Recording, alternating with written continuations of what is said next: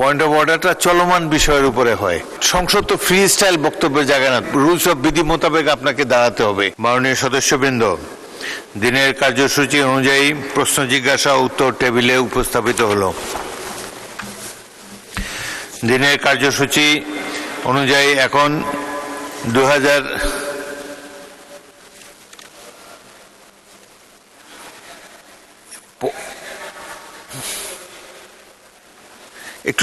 আমরা একটু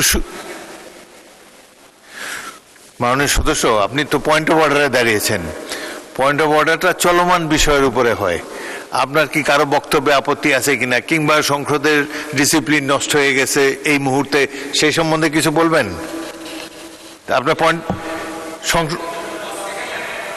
না লাগবে তো, বাট সংসদ তো ফ্রি স্টাইল বক্তব্যের জায়গা না, তো আপনি আইন মোতাবেক রুলস অফ বিধি মোতাবেক আপনাকে দাঁড়াতে হবে।